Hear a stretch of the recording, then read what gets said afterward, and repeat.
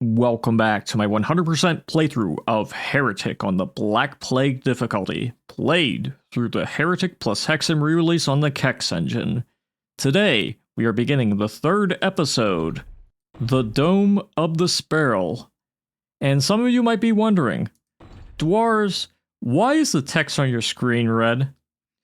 And to answer that, it's because I'm using a mod, the Raven MIDI pack, to play levels that do not have their own unique MIDIs and giving unique MIDIs to them. That is the function of the mod. Keep in mind, though, that if you're using this mod, or any mod really that modifies certain things like this, and are playing as well, you will not be able to get achievements. So you'll have to do another playthrough without any mods in order to get achievements. But you can kind of just cheat them, to be honest. But anyways, another thing, this is probably going to be a time capsule of this specific issue, but whenever you activate any mods using the Heretic plus Hexen re-release on the Kex Engine, for some reason, even though you're playing Heretic, it will turn the text red as if you were playing Hexen. So, with all that said, we are just going to go right into the first level of episode 3, the Storehouse. Let's begin.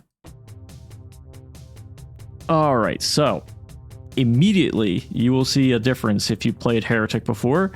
This texture is quite different. It's more ochre than anything, and there's a skull here. And whenever you open to the outside, you will see more differences, including a fountain in the middle of this area that had nothing in it before, more or less. And there's quite a few extra textures here and there. This place used to be mostly gray beforehand. Anyways, there are lots of gargoyles here and disciples in the windows, so that hasn't changed. However, we're going to grab all the wand crystals out here and get rid of these fellows. Now you can soften them up one at a time if you wish, or you can focus on one. I prefer focusing on one, but every now and then I'll just soften them up.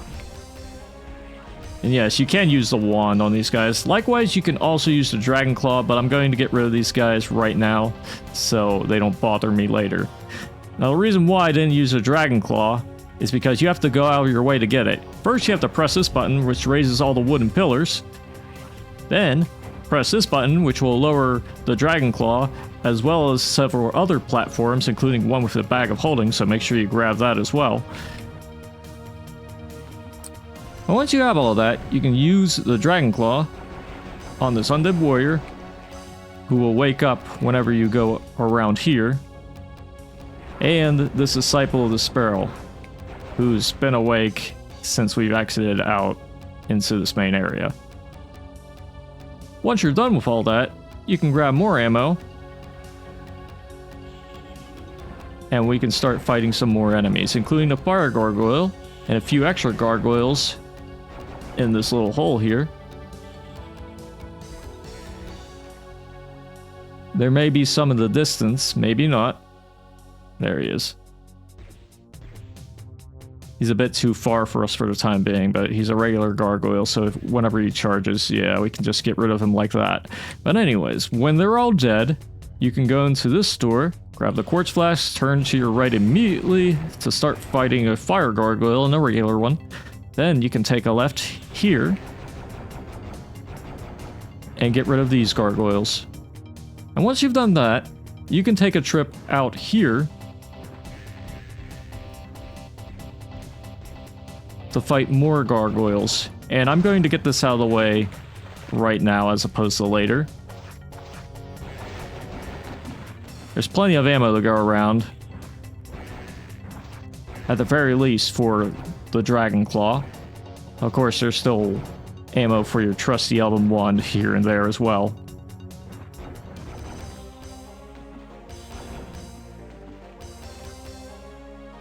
But the main enemy, yeah, see him?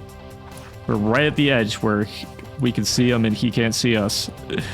But I'm going to get rid of him right now and fight with him, using the dragon claw and what I've dubbed the hit scan Harry technique. We're gonna hug this wall and just taunt his existence. Yeah, you can't do jack, can ya?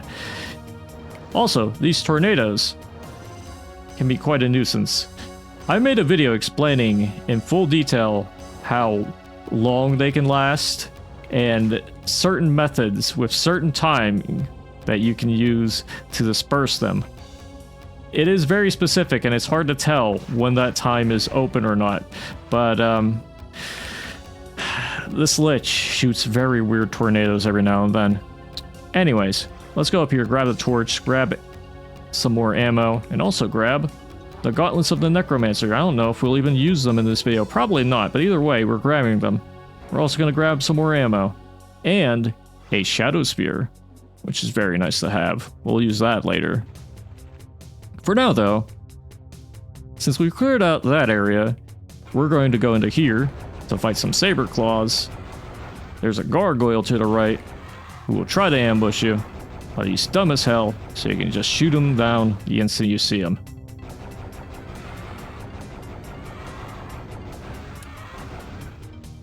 When you go into here though, there's a fire gargoyle who's slightly smarter and hides in a dark area where a chaos device is, but not smart enough, as you can see. Anyways, in this little hole are some claw orbs, and in this one is a saber claw guarding a silver shield.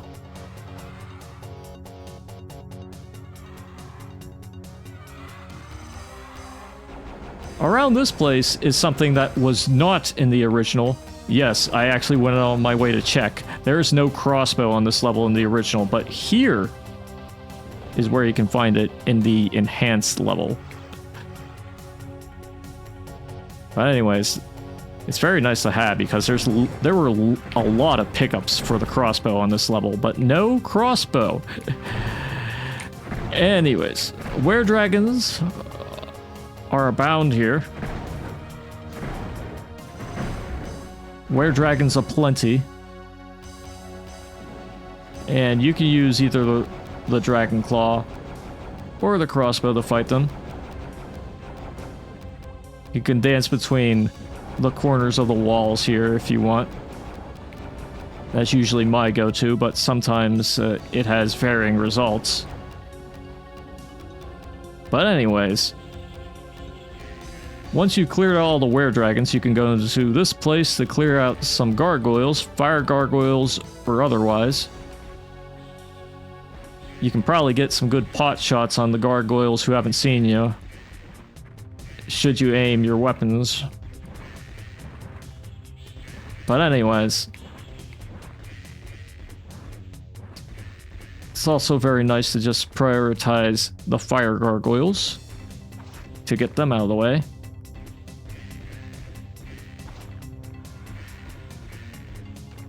But getting these guys out of the way without them even having a chance to attack you is also very amusing, so it's very nice to do that too. But anyways, now we've done all that, we can go up towards this altar. I'm going to call it an altar. And whenever you grab the yellow key, right ahead of you will be a new enemy. These are Ophidians, and they are snake creatures that shoot a barrage of 3 attacks of a purple kind, plus 1 of an orange kind. Now these guys can do a lot of damage if you aren't careful, but since we have the silver shield, we can take a bit of a beating every now and then. But the ideal is to not get hit by any of those projectiles. But if you get hit by one, as you can see, they have a chance to do low damage. But anyways, we have the yellow key, and the yellow door is right here. However, we're going to use the shadow spear because when we grab the green key in this room, there will be 3 undead warriors, ghostly undead warriors even, who will attempt to ambush you. Well, once you've gotten rid of all of them, you can use that green key to open up this door, go into here to fight another Ophidian,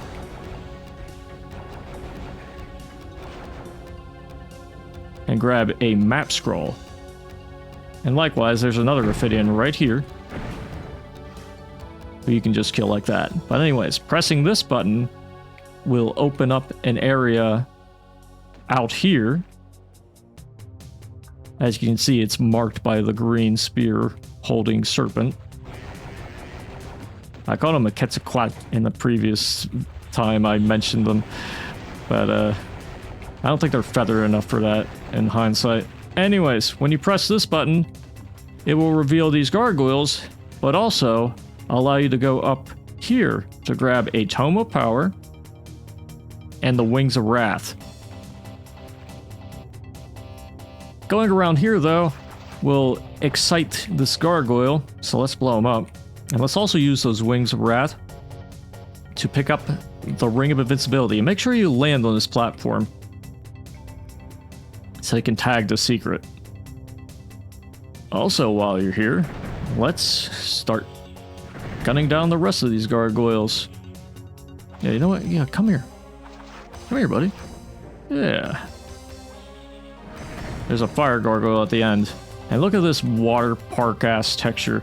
We're going to use the Ring of Invincibility so we can fight this Ophidian face to face.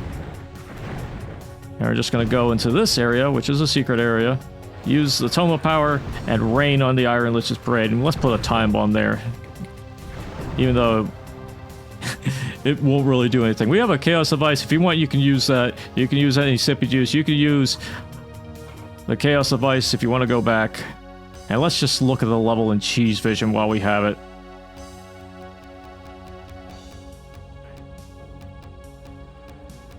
Well, with all that done and said, you should have all the items, all the kills, all the secrets. And with that, you will be finished with the Storehouse. Yes, the Storehouse. And oddly enough, in the intermission screen, you can see that the text is green again. Isn't that strange how it's red in the menus but green in the intermission screens? I don't know. It's again, it might be fixed by the time this video is out, but I'm documenting it with this video either way because it is recorded before that is even a thing. So maybe you'll be watching this years into the future. Maybe they won't have fixed it and it's still red. But either way, very interesting. But enough about that. This level, I actually do like some of the changes that it included.